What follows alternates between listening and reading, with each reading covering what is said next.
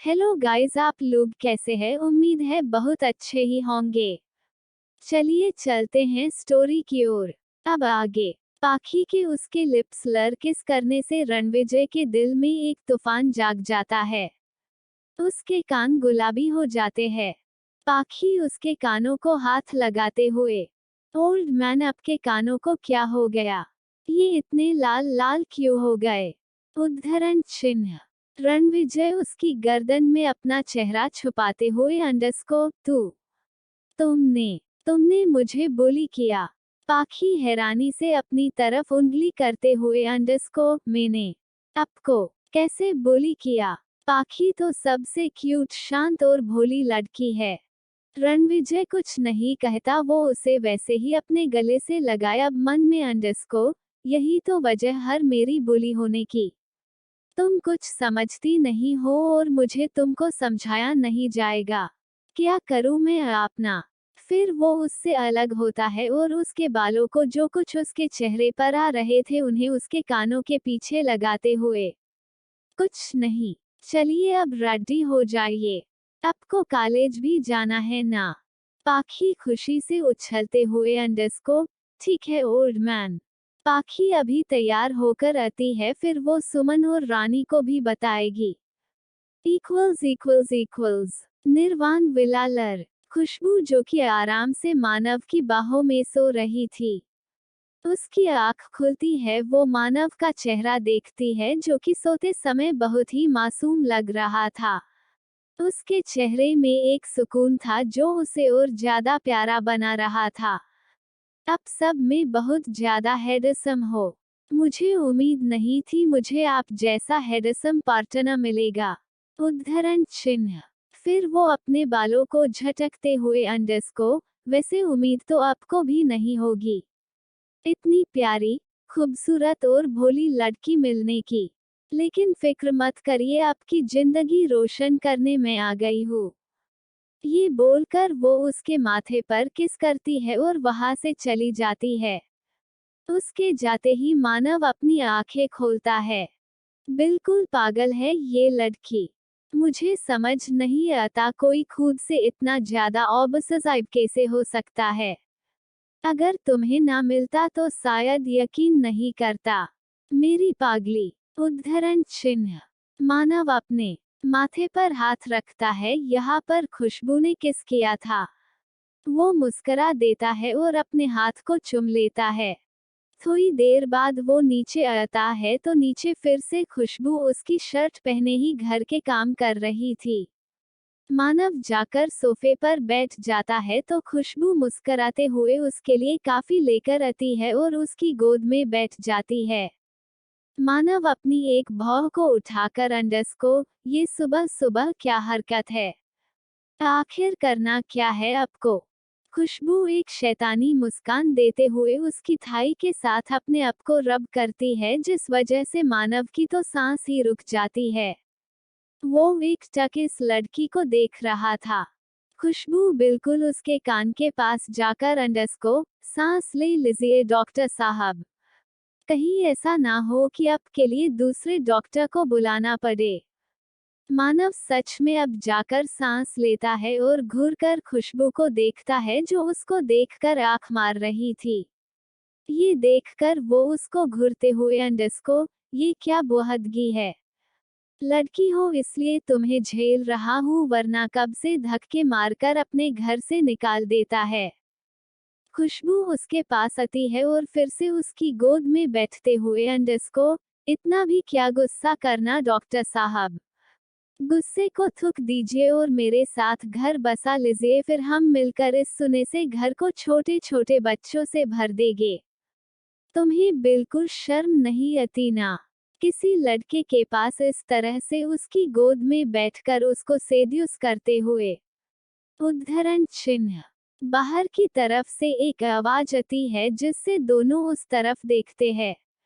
मानव जल्दी से खुशबू को अपने ऊपर से हटा देता है और उस लड़की को देखते हुए, जैसा तुम सोच रही हो वैसा नहीं है, ये बस अभी बच्ची है। मीना। उद्धरण चिन्ह। मीना उसके पास आती है और उसकी गाल पर किस करते हुए अंडरस्को, जान, अगर ये बच्ची है तो इसको पता होना चाहिए कि क्या सही है क्या गलत। इसको समझाना तुम्हारा फर्ज है। खुशबू एक ठंडी आवाज में अंडरस्को, डॉक्टर ये कौन है? इसने आपको किस क्यों की? मानव उसकी तरफ देखते हुए अंडरस्को, ये डॉक्टर मीना है। और डॉक्टर मानव की मंगेतर। उद्धरण चिन्ह।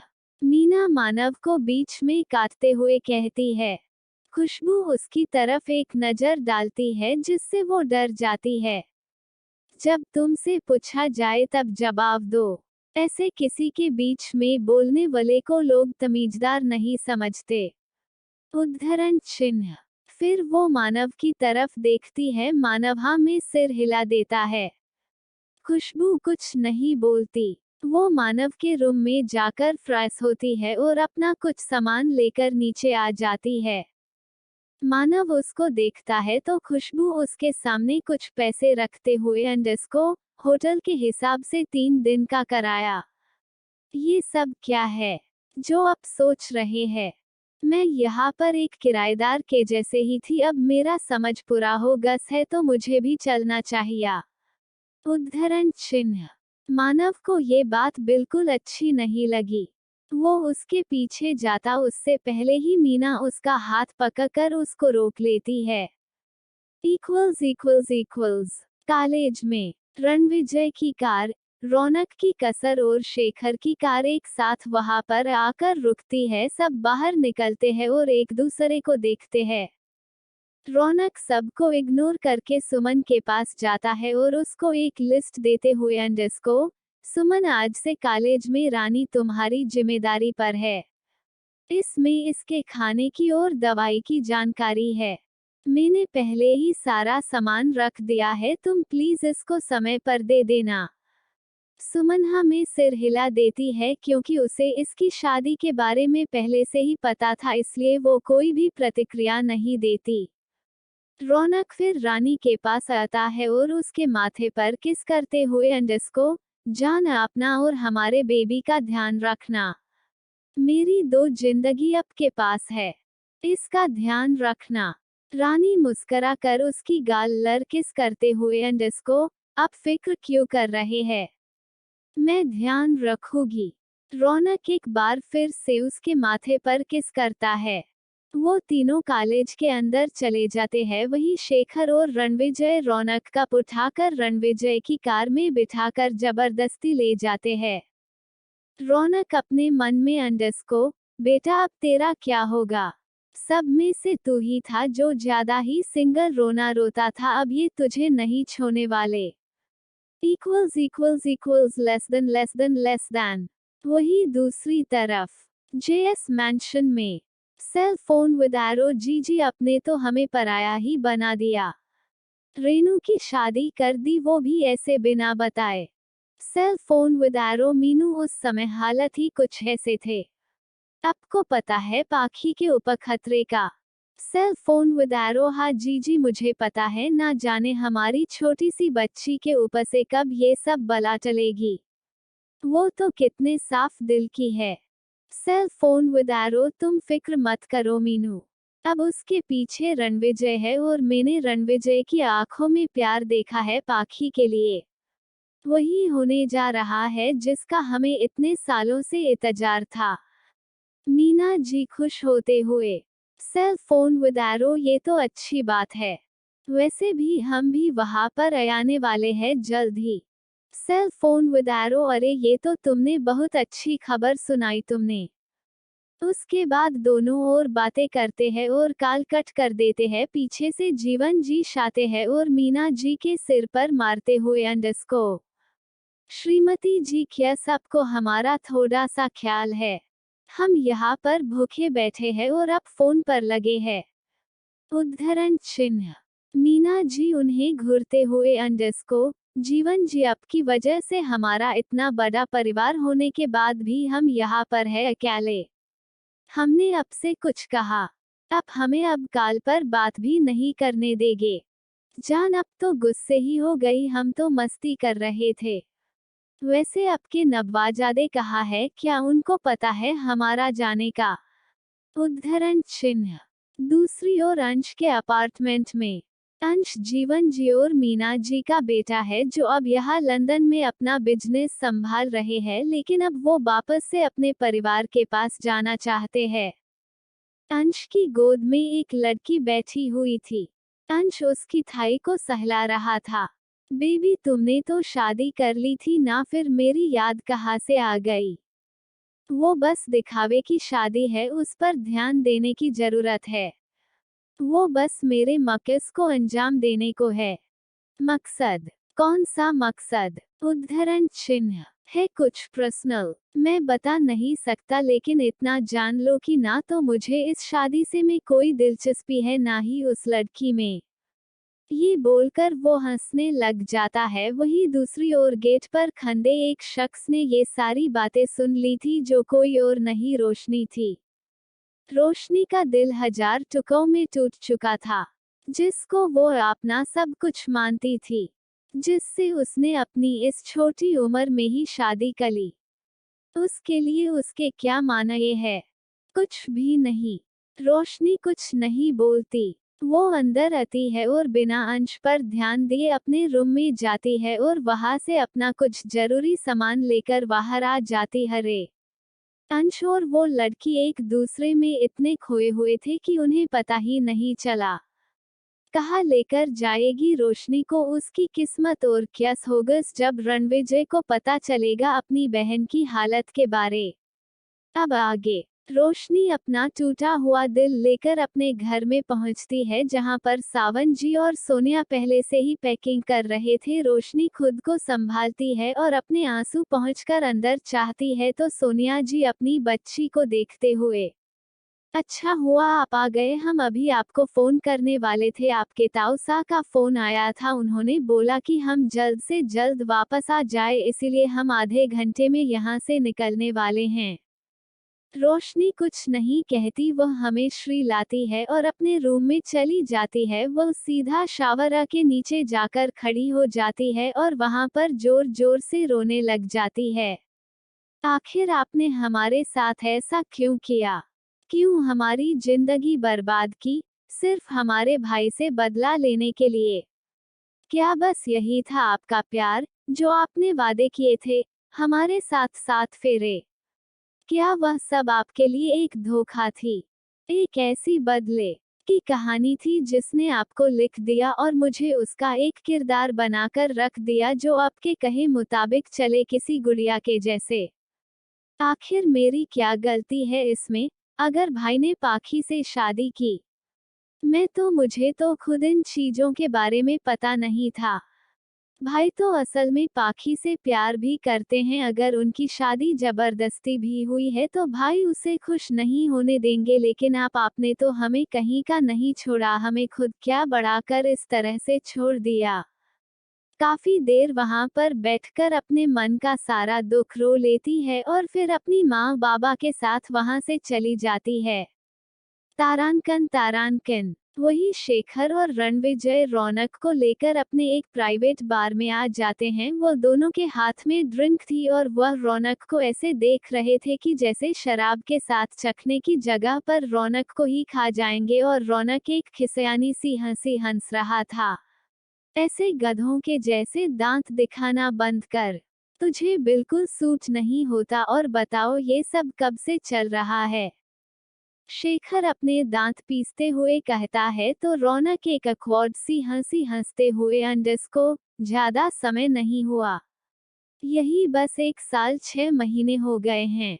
रौनक की बात सुनकर रणविजय गुस्से में अपने गिलास को टेबल पर जोर से मारता है और रौनक का काला पकड़ते हुए, अंडरस्को 1 साल 6 महीने, ये तुझे छोटी सी बात लगती है?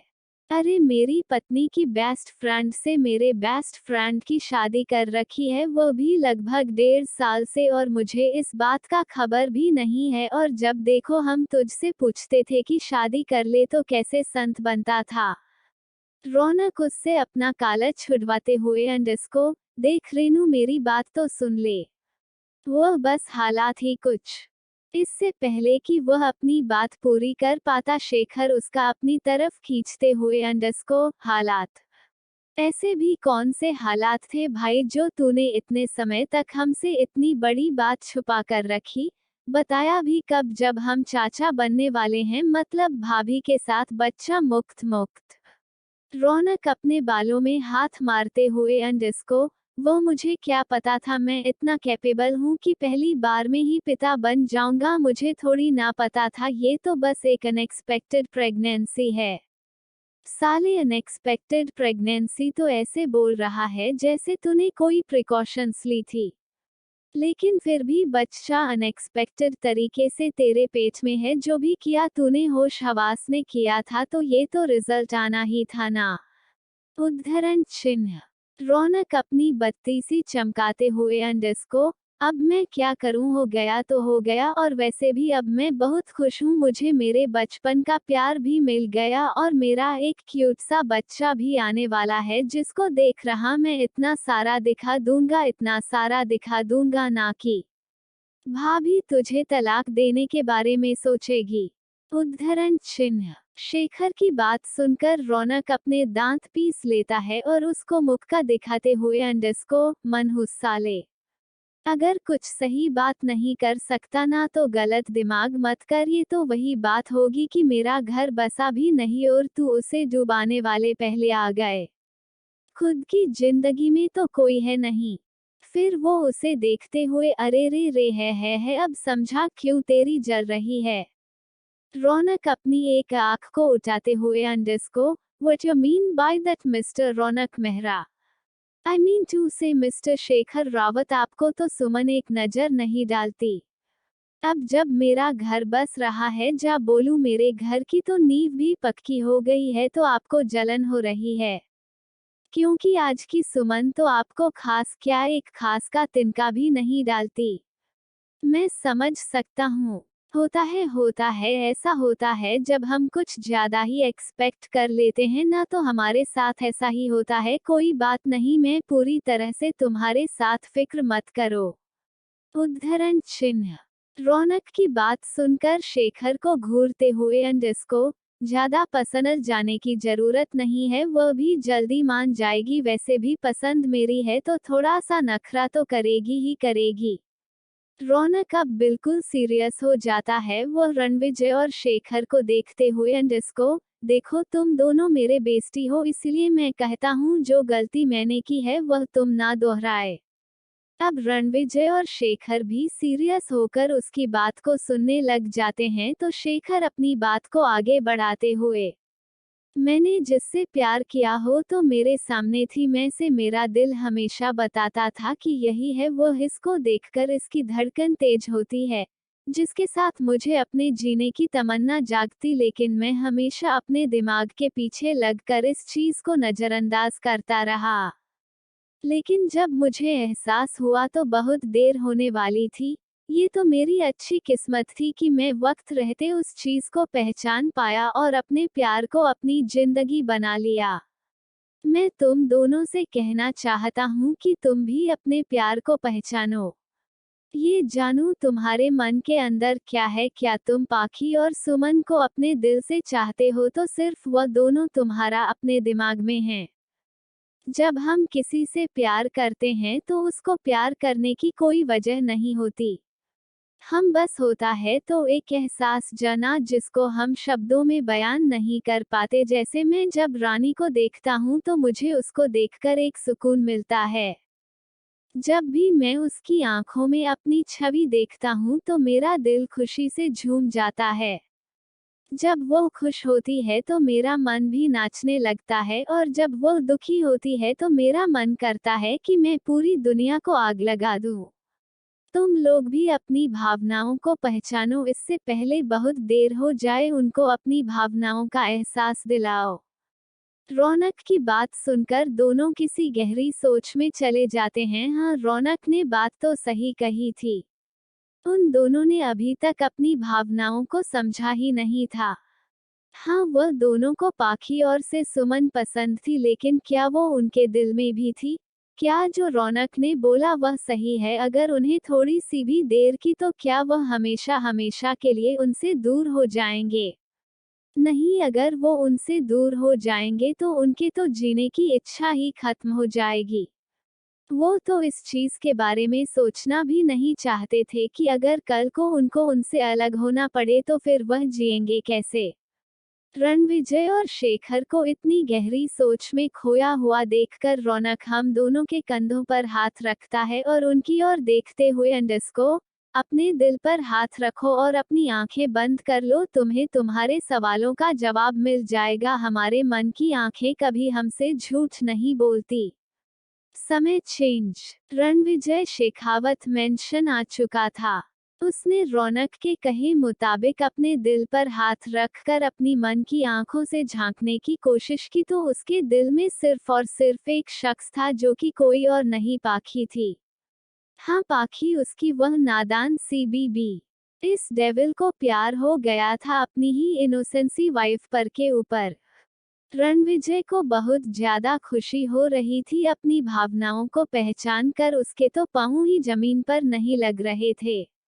उसको सच में बहुत बहुत बहुत ज्यादा खुश हो रही थी। वह सोच रहा था कि वह रौनक के जैसी गलती नहीं करेगा, वो जल्द से जल्द पाखी को अपनी फीलिंग के बारे में बता देगा, भले ही वह समझे ना समझे।